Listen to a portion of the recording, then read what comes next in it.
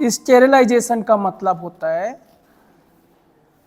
Killing और removal of all form of micro organism, चाहे वो बैक्टीरिया हो, वायरसेस हो, फंगस हो, प्रोटोजोआ हो, चाहे उनके स्पोर्स हो, किसी भी फॉर्म में अगर माइक्रो ऑर्गेनिज्म किसी भी आर्टिकल किसी भी सरफेस में अगर प्रेजेंट है तो उसे या तो हम किल करें या रिमूव करें।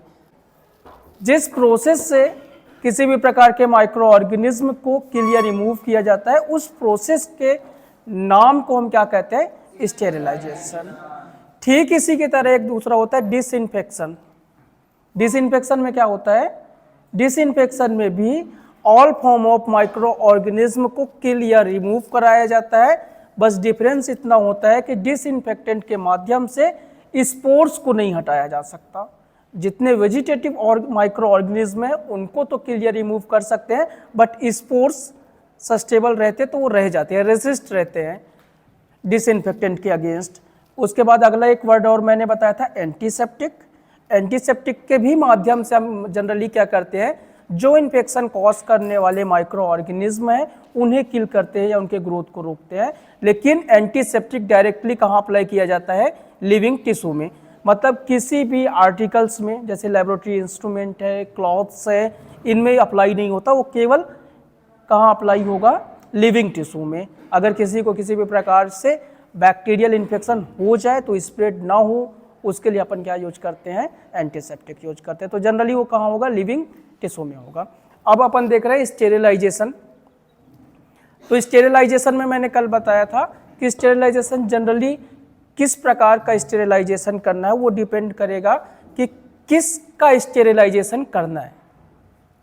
मतलब हमारे पास ऐसा कौन सा आर्टिकल है कि कौन सा सरफेस है कि कहाँ का स्टेरिलाइजेशन करना है, उसके अकॉर्डिंग अलग अलग मेथड यूज करते हैं हम बैक्टीरिया या किसी भी प्रकार के माइक्रो ऑर्गेनिज्म को किल करने के लिए। तो जनरली दो तरीके से, या तो हम किसी केमिकल की सहायता से बैक्टीरिया या फिर किसी भी प्रकार के माइक्रो ऑर्गेनिज्म को रिमूव करते हैं या किल करते हैं, या फिर फिजिकली किसी भी इक्विपमेंट या कुछ फिजिकली एड्स के माध्यम से हम लोग बैक्टीरिया या किसी भी प्रकार के माइक्रो ऑर्गेनिज्म को किल कर सकते हैं। तो सब केमिकल के लिए बाद में देखेंगे। सबसे पहले क्या आता है? Physical method of sterilization. Physical मतलब क्या समझ रहे हैं अपन? स्टेरिलाइजेशन की ऐसी प्रोसेस जिसमें बिना किसी केमिकल के सहयोग से किसी भी प्रकार के माइक्रो ऑर्गेनिज्म को अगर हम किल कर पाए तो वो कौन सा स्टेरिलाइजेशन कहलाएगा? फिजिकल स्टेरिलाइजेशन कहलाएगा। फिजिकल स्टेरिलाइजेशन में सबसे पहले अपन समझेंगे हीट। तीन तरीके से फिजिकल स्टेरिलाइजेशन किया जा सकता है, हीट के माध्यम से, रेडिएशन के माध्यम से और फिल्ट्रेशन के माध्यम से। तीनों का ही मोटिव एक ही होगा, या तो बैक्टीरिया या किसी भी प्रकार के माइक्रो ऑर्गेनिज्म को किल करे या जिस भी सरफेस या आर्टिकल में प्रेजेंट है वहां से उसको रिमूव कर दे। जैसे एग्जांपल के लिए समझो, मान लेते हैं हमें ये टेस्ट ट्यूब रखा है, वो टेस्ट ट्यूब रखा हुआ है और उस टेस्ट ट्यूब में जो भी मटेरियल था उसमें किसी भी प्रकार का इन्फेक्टिव एजेंट प्रेजेंट है, लेकिन उस टेस्ट ट्यूब को हमें फिर से यूज करना है। तो उस कंडीशन में हमें क्या करना पड़ेगा? स्टेरिलाइजेशन। उसका मतलब ये हुआ कि अगर उस ट्यूब में कोई भी इन्फेक्टिव एजेंट है तो उस इन्फेक्टिव एजेंट को खत्म कर दें। और दूसरा क्या होता है, जैसे हमारे पास मान लेते हैं कि पानी है, पीने का पानी है, और उस पीने के पानी में यह समझ लेते हैं कि किसी भी प्रकार का कोई माइक्रो ऑर्गेनिज्म प्रेजेंट है, तो या तो हम उस माइक्रो ऑर्गेनिज्म को खत्म कर दें या फिर हम केवल प्योर वाटर ले लें और माइक्रो ऑर्गेनिज्म को अलग कर दें। तो दोनों ही तरीकों में क्या होगा? हम इन्फेक्शन से बच जाएंगे। जनरली अपन देखते हैं कि जो भी हम ड्रिंकिंग वाटर यूज करते हैं उसको फिल्टर करके यूज करते हैं, चाहे वो फिल्टर्स के माध्यम से करें, चाहे खुद से हम लोग जनरली भी पानी पीने के लिए जो छन्नी का यूज करते हैं ना, वो एक तरह से फिल्टर हुआ। तो फिल्टर क्या करता है? माइक्रो ऑर्गेनिज्म को अलग कर देता है और आप प्योर वाटर ड्रिंकिंग के लिए यूज करते हैं। तो दोनों ही तरीके से जो भी आपका आर्टिकल है जिसका स्टेरिलाइजेशन करना है, उद्देश्य एक ही होगा कि उसको फ्री फ्रॉम माइक्रो ऑर्गेनिज्म बनाया जा सके। तो उसके लिए सबसे पहला मेथड क्या है? हीट। हीट में हम क्या करते हैं? हीट में होता क्या है? जनरली हीट में टेम्परेचर इंक्रीज होता है। अब हीट भी दो तरीके से हो सकता है, डायरेक्टली हम फ्लेम के में इंक्रीज कर दें, कहीं भी किसी भी प्रकार के कोई भी लिक्विड का सहायता ना लें और केवल टेम्परेचर इंक्रीज कर दें। जैसे कि एग्जांपल के लिए समझो, हम बहुत देर तक किसी भी सनलाइट के नीचे ही मान लो अपन रुक जाएं, तो जो हमारे पास हीट जो हमारी बॉडी से जनरेट होगी वो एक तरीके से ड्राई हीट होगी। या फिर अपन मान लो कहीं भी आग जला रहे हैं, आग जलाने से जो वहाँ का टेम्परेचर बढ़ेगा वो क्या होगा, ड्राई हीट होगा। और सेम वैसे ही दूसरा हम मान लेते हैं कि कोई भी हमने यूटेंसिल्स यूज कर लिया, उस यूटेंसिल्स में कोई भी लिक्विड डाल दिया एंड देन उसको गर्म करें, तो वहाँ जो इंक्रीज हो रहा है टेम्परेचर वो मॉइस्ट कंडीशन में हो रहा है। देखो, आग के ऊपर अगर अपन हाथ रखेंगे तब भी जलेंगे और अगर गर्म पानी में हाथ डालेंगे तब भी जलेंगे, दोनों में डिफरेंस है। लेकिन एक डायरेक्ट हम फ्लेम के ऊपर या फायर या हाई टेम्परेचर के ऊपर हाथ रख रहे हैं और दूसरा क्या है, किसी मॉइस्ट कंडीशन में हम हाथ डाल रहे हैं। दोनों में डिफरेंस इतना आता है कि एक में डायरेक्टली आप फ्लेम में जाएंगे और दूसरे में क्या होगा, पहले फ्लेम से वो वाटर का टेम्परेचर बढ़ा और उसके बाद उससे आप जले, जैसे स्टीम भी हो सकता है प्रोड्यूस या फिर डायरेक्टली जो भी लिक्विड है वो भी होगा। तो सबसे पहले अपन आते हैं ड्राई हीट में। ड्राई हीट मतलब कि किसी भी लिक्विड की सहायता नहीं लेनी है, केवल टेम्परेचर इंक्रीज करना है। तो उसके लिए सबसे पहले क्या आता है, रेड हीट। रेड हीट नाम से ही समझ में आ रहा है कि जो भी आर्टिकल जिसका भी मान लो हमें स्टेरिलाइजेशन करना है, तो जनरली अपन माइक्रो के लैब में वायर लूप आता है, नाइक्रोम लूप आता है, या फोर्सेप का जो टिप होता है, फोर्सेप सभी लोग जानते हो ना, क्या होता है, जैसे किसी चिमटी जैसे होता है, ठीक वैसे ही जो माइक्रो चीज़ें होती हैं उनको पकड़ने के लिए लैब में फोर्सेप यूज किया जाता है, या इनोकुलम के लिए नाइक्रोम लूप का ये किया जाता है। तो उसके लिए अपन क्या करते हैं, उनको रेड हीट तक में स्टेरिलाइजेशन करना है। जैसे कि कल भी मैंने बताया था, मान लेते हैं कोई भी माइक्रोबायोलॉजिकल कल्चर हमें लगाना है, हमने यूरिन का सैंपल ले लिया, हमने 5 लोगों का यूरिन का सैंपल लिया, 5 में से मान लेते हैं 3 लोग इन्फेक्टेड है, किसी भी बैक्टीरिया से मान लेते हैं इन्फेक्टेड है, और 5 लोगों का हमें कल्चर लगाना है और हमारे पास नाइक्रोम लूप एक ही है। 5 हमारे पास यूरिन के सैंपल हो गए अलग अलग इंसान के, और समझते हैं कि 5 में से 2 नॉर्मल है, 3 लोग किसी भी बैक्टीरिया से इन्फेक्टेड है। अब हमारे पास उस सैंपल को ले जाकर के कहाँ कल्चर कराना पड़ेगा, कल्चर प्लेट में। कल्चर प्लेट में सारी चीज़ें रखी है, तो कंटेनर से प्लेट तक ले जाने के लिए हम लूप का यूज करते हैं। जैसे कि मान लो तुम लोगों को पानी पीना है, पानी पीने के लिए अपन क्या यूज करते हैं, गिलास यूज करते हो। ऐसा तो नहीं कि नल के सामने डायरेक्ट हाथ लगा दिया, मुंह लगा दिया। ठीक वैसे ही सैंपल को ट्रांसफर करने के लिए कुछ ऐसे आर्टिकल्स यूज किए जाते हैं। तो जनरली अपन देखते हैं कि जो ब्लड है इनके केसेस में पीपेट यूज करते हैं, लेकिन माइक्रो के केस में कल्चर लगाने के लिए प्रॉपर अमाउंट में स्प्रेड होने के लिए एक फिक्स्ड लूप यूज किया जाता है, जिसमें एक कंसंट्रेशन फिक्स है कि बाद में अपन समझेंगे कल्चर टाइम पे कितना उससे सैंपल आता है। तो वो सैंपल अपन मान लेते हैं 5 में से 3 इन्फेक्टेड थे, हमने वहां से सैंपल लिया और कल्चर प्लेट के ऊपर जिसमें कल्चर मीडियम डाला वो उसमें इनोकुलेट कर दिया। पहले वाले का किया, अब पहले वाले का यूरिन हमने लिया था और ठीक उसके तुरंत बाद हम दूसरे का यूरिन लेके फिर से स्प्रेड कर दे दूसरे प्लेट में। तो मान लेते हैं पहला वाला इन्फेक्टेड था, दूसरे वाला इन्फेक्टेड नहीं था, लेकिन जो हमारा नाइक्रोम लूप है वो तो इन्फेक्शन वाले से टच हुआ ना, तो उसका ऑर्गेनिज्म तो उस लूप में रह जाएगा। तो जो बेचारा इन्फेक्टेड नहीं है उसके यूरिन में भी इन्फेक्शन आ जाएगा, तो रिपोर्ट भी गलत होगा और अननेसेसरी बैक्टीरिया का ग्रोथ होगा। तो ये ग्रोथ रोकने के लिए हमें क्या करना पड़ता है, उसको स्टेरिलाइज करना पड़ता है, नाइक्रोम लूप को स्टेरिलाइज करना पड़ता है। तो स्टेरिलाइज करने के लिए हम क्या करते हैं, बुनसन बर्नर लेते हैं, बुनसन फ्लेम। बुनसन बर्नर के ऊपर जैसे हमें कल्चर लगाना है, हमने 5 यूरिन एक साथ रख लिया, यूरिन रखने के बाद हमने पहले इनोकुलेट किया, एक में कर दिया।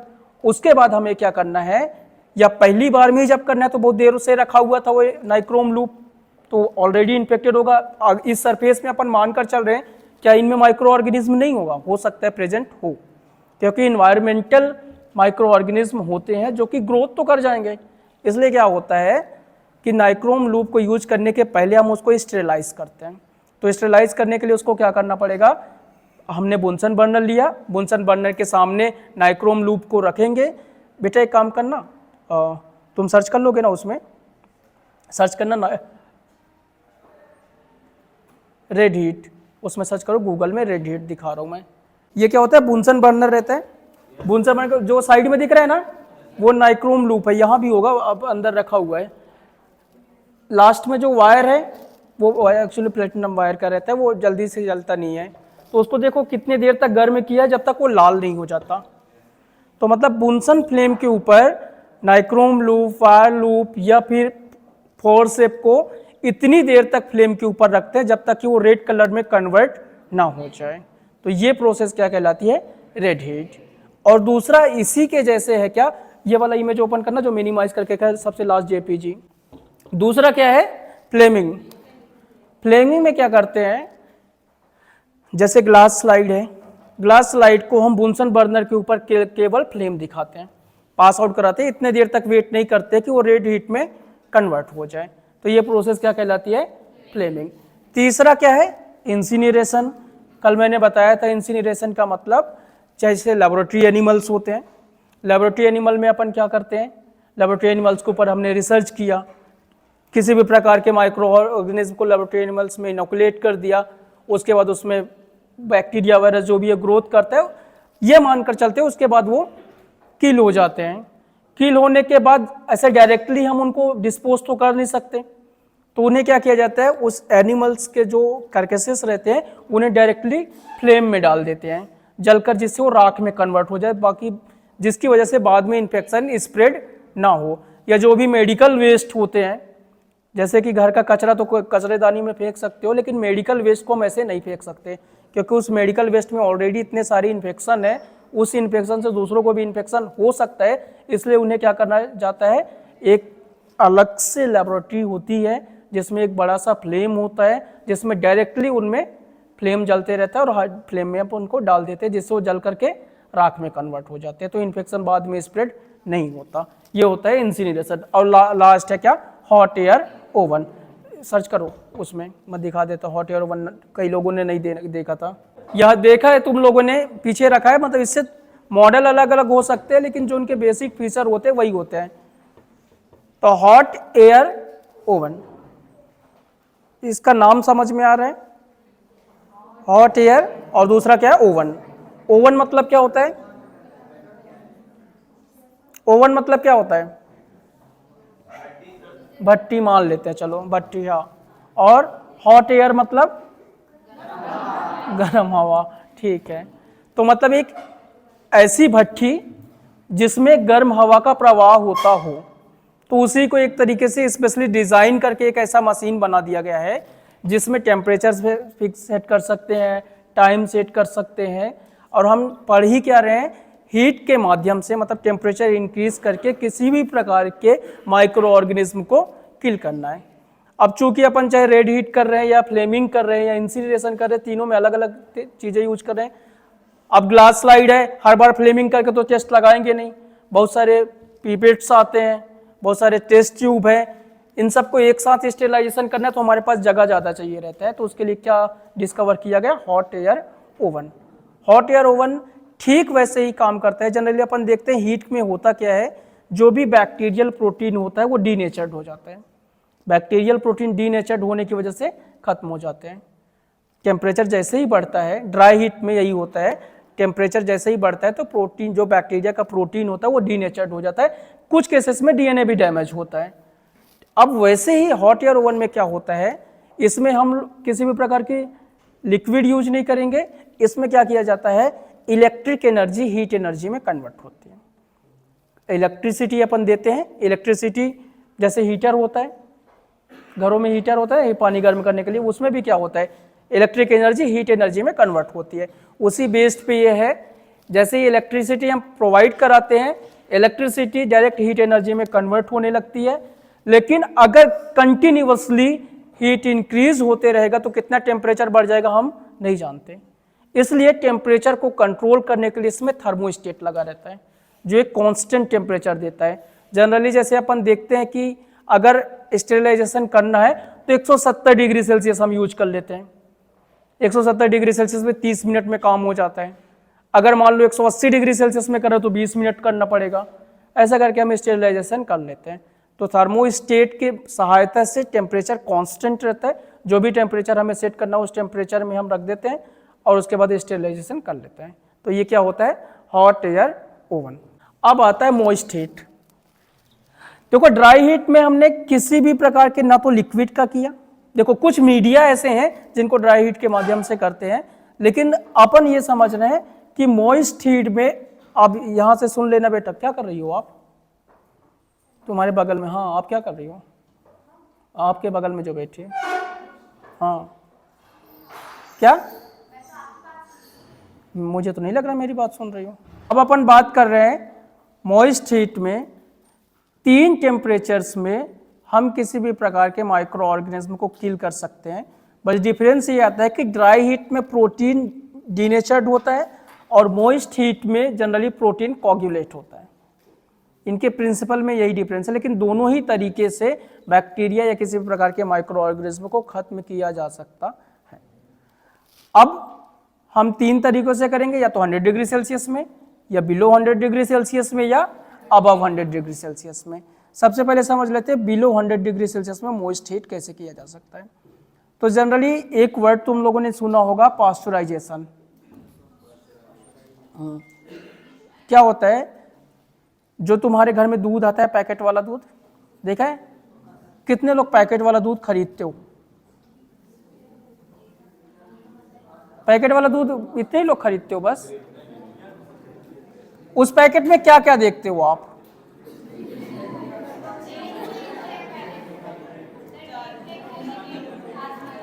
ये देखते हैं कि लाल है, हरा है, पीला है, ये वाला ना, लाल वाला, हरा वाला, पीला वाला, यही देखते हो ना, कौन सा, यही लेते हो ना, लाल वाला दे दो, हरा वाला दे दो, पीला दे दो।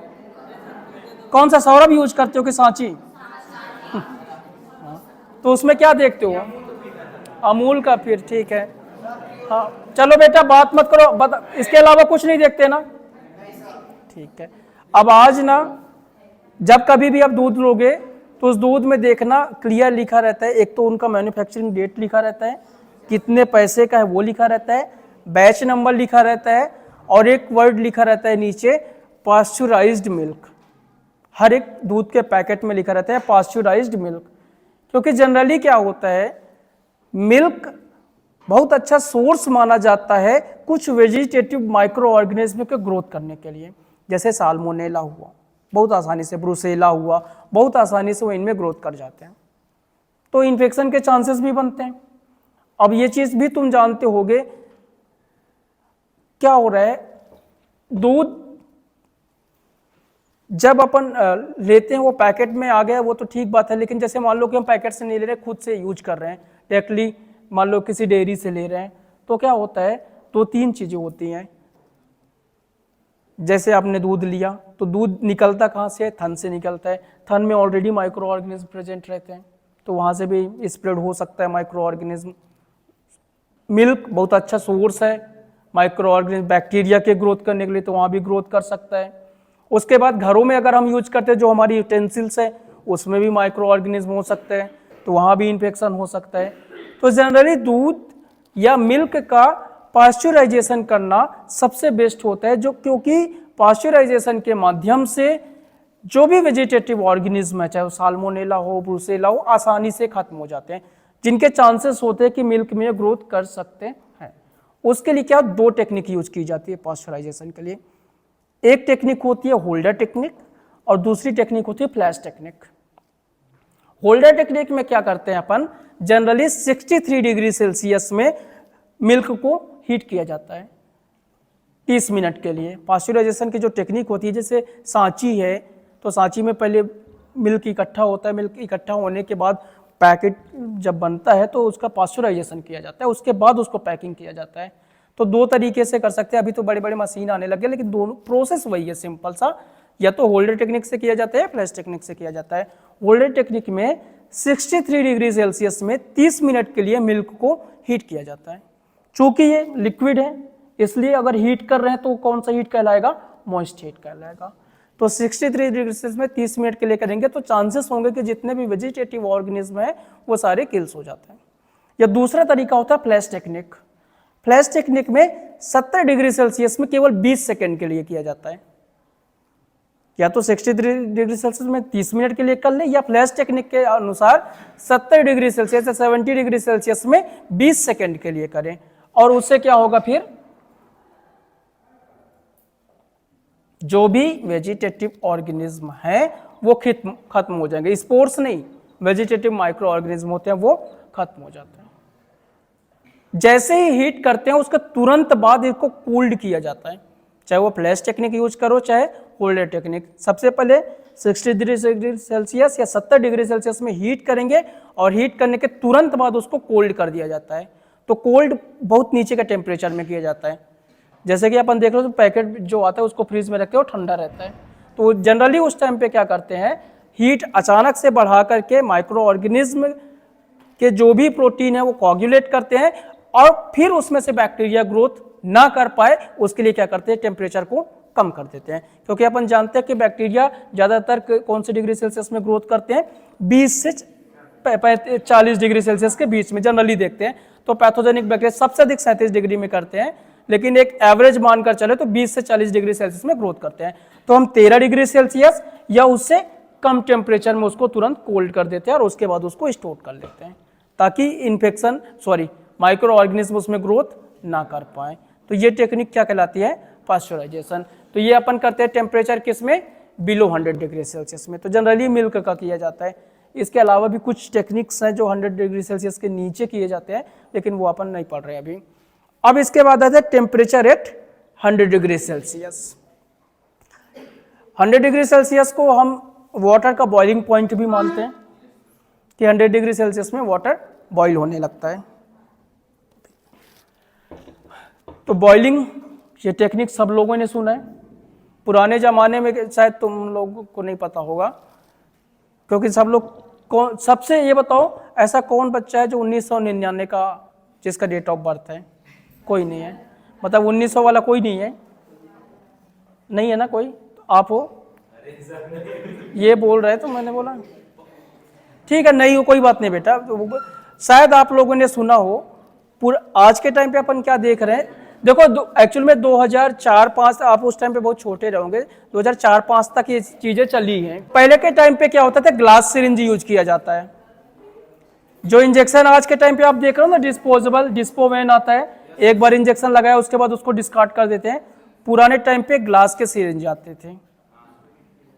उस ग्लास के सिरिंज को क्या करते थे, इसको भी लगाया, उसको भी लगाया, उसको भी लगाया, लेकिन वो लगाने के पहले जनरली क्या किया जाता था कि पानी गर्म करते थे, उसमें उबालते थे, उसके बाद उसको यूज किया जाता था। तो इस टेक्निक को क्या कहा जाता है, बॉइलिंग। बॉइलिंग में क्या होता है, जनरली जो भी वेजिटेटिव माइक्रो ऑर्गेनिज्म होते हैं वो खत्म हो जाते हैं। तो सिरिंज के लिए या जो रबर के स्टॉपर आते हैं किसी भी हम ट्यूब में, जो ये रबर के देखो इसमें भी एक ढक्कन लगा हुआ है, ये एक्चुअली में रबर स्टॉपर कहलाते हैं। तो ऐसे रिएजेंट जो बॉटल्स होते हैं उसमें भी चांसेस होते हैं कंटामिनेशन आने के। तो उस रबर स्टॉपर को या ग्लास सिरिंज को बॉइलिंग के माध्यम से स्टेरिलाइज किया जाता था और किया जाता है, आज भी किया जाता है बॉइलिंग के माध्यम से। अब अगर ग्लास सिरिंज तो यूज हो नहीं रहे, लेकिन अगर ग्लास सिरिंज है तो उसको स्टेरिलाइज कर सकते हैं, या रबर स्टॉपर को भी हम बॉइलिंग के माध्यम से स्टेरिलाइज कर सकते हैं। लेकिन ये हाईली रिकमेंडेड टेक्निक नहीं है, इसका यूज नहीं किया जाता ज़्यादा। इवन अगर मान लेते हैं कि जो भी सर्जिकल इंस्ट्रूमेंट है और हमारे पास टाइम है और हम चाह रहे हैं कि बॉइलिंग के माध्यम से उसको स्टेरिलाइज कर लें, तो नहीं करते, क्योंकि चांसेस होते हैं आसानी से इसमें जम्स ग्रोथ कर जाते हैं। तो बॉइलिंग कोई हाईली टेक्निक यूज नहीं है जो यूज किया जाए, ना कोई रिकमेंडेड टेक्निक है। बट हाँ, 100 डिग्री सेल्सियस में बहुत सारे माइक्रो ऑर्गेनिज्म डिस्ट्रॉय हो जाते हैं।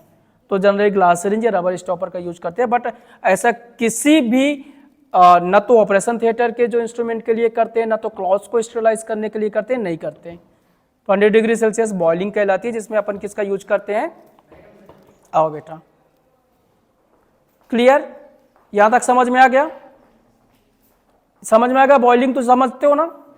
जैसे अपन कई बार पानी पीना रहता है तो पानी पीने के लिए अपन क्या बोलते हैं, भैया पानी उबाल के पी लो, तो उससे भी अपन सोचते हैं कि वो इन्फेक्शन नहीं होगा। अब आता है main, temperature above 100 degree Celsius. मान लो वाटर का बॉइलिंग पॉइंट कितना है, 100 डिग्री सेल्सियस। अब हम क्या करें, टेम्परेचर को 100 डिग्री सेल्सियस के भी ऊपर ले जाएं। जैसे कि अपन ने हॉट एयर ओवन में देखा था, आपने तो करंट दे दिया, करंट दे दिया, लगातार हीट हो रहा है, हीट हो रहा है, हीट हो रहा है। अगर मान लो उसमें थर्मोस्टेट नहीं होता तो क्या होता, हीट होते रहता है। सिंपल से एक चीज समझ लो, जैसे घर में जो प्रेस करते हैं, आज के टाइम पे प्रेस थर्मोस्टेटिक प्रेस आने लग गया। जैसे बहुत ज़्यादा टेम्परेचर बढ़ जाता है तो ऑटोमेटिक बंद हो जाता है। लेकिन अभी कुछ दिनों पहले जो आते थे प्रेस, उनमें क्या होता था, चालू कर दिया तो टेम्परेचर उसका बढ़ते ही जाता था, इतना गर्म हो जाता था कि कपड़े में टच करो तो कपड़ा जल जाए। तो उसके लिए अपन क्या करते थे, बंद कर देते थे उसको। वैसे सेम अगर समझो, हम पानी लें और पानी को उबालते रहें, उबालते रहें, उबालते रहें बहुत देर तक, तो क्या होगा, तो दो चीज होंगी बेटा। देखो, हाँ, वाष्प बनने लगेगा। बहुत देर तक उबालोगे तो क्या होगा, जो भी वाटर है वो वाष्प बनकर इवोपोरेशन के माध्यम से इवोपोरेट हो जाएगा। लेकिन अगर मान लो उसी का इवोपोरेशन ना हो पाए, उसको हम एक जगह कलेक्ट कर लें, जैसे कि अपन चावल बनाते हैं कुकर में डाल के, तो क्या होता है, जल्दी पक जाता है, जल्दी पक जाता है ना। उससे क्या होता है, उसमें क्या होता है, इवोपोरेशन इकट्ठा होता है और वो कंडक्ट होकर जल्दी चावल को पका देता है। अगर उसी को मान लो, अगर अपन न ढके, इवोपोरेशन कलेक्ट ना होने दे और किसी एक खुले बर्तन में उबाले, तो पकने में बहुत टाइम लगता है, क्योंकि उसका वाष्प सारा रिलीज हो जाता है। तो ये समझ रहे हैं हम, इवोपोरेशन के माध्यम से किसी भी चीज में पेनिट्रेशन बहुत जल्दी होता है। तो मान लो हमारे पास कोई भी ऐसा आर्टिकल है, मान लो एप्रॉन है, ग्लव्स है, कोई भी चीजें हैं, तो उसमें डीप पेनिट्रेशन करना है तो हम क्या यूज करेंगे, मॉइस्ट हीट यूज करेंगे, लेकिन 100 डिग्री सेल्सियस के ऊपर यूज करेंगे। तो 100 डिग्री सेल्सियस के ऊपर जब हम स्टेरिलाइजेशन की प्रोसेस करते हैं तो इस स्टेरिलाइजेशन को कहा जाता है स्टीम स्टेरिलाइजेशन। स्टीम की सहायता से स्टेरिलाइजेशन करेंगे। तो इसमें सबसे पहला टेक्निक जो होता है वो होता है टिंडेलाइजेशन। टिंडेलाइजेशन, ये नाम सुना होगा, सर्च करना बेटा, गूगल में सर्च कर लो, तब तक मैं बता रहा हूँ। टिंडेलाइजेशन, हाँ, TY लिख,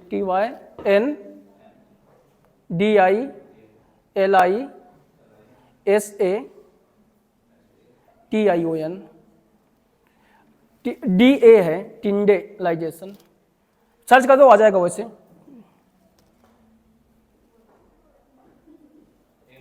इंटर करो, चलो ठीक, सुन लो अब बेटा।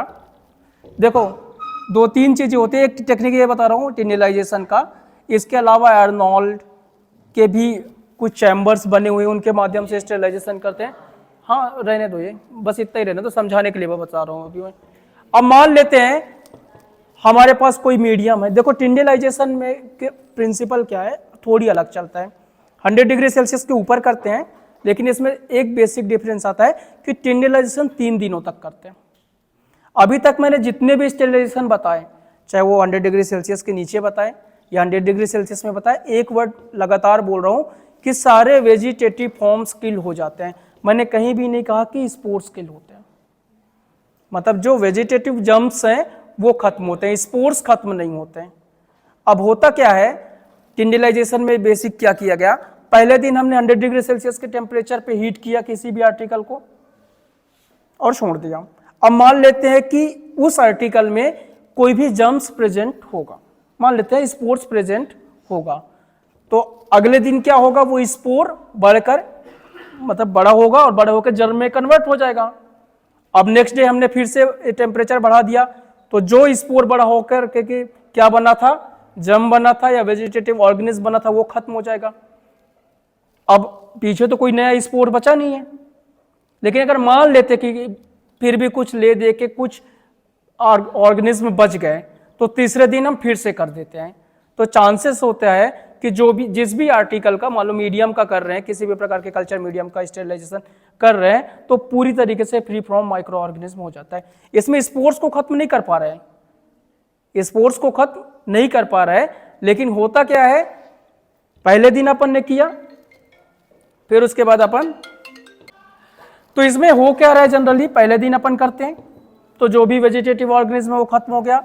अब दूसरे दिन में जो स्पोर्स प्रेजेंट होंगे वो बड़े होकर जर्म में कन्वर्ट हो जाते हैं, तो दूसरे दिन में वो खत्म हो जाएंगे।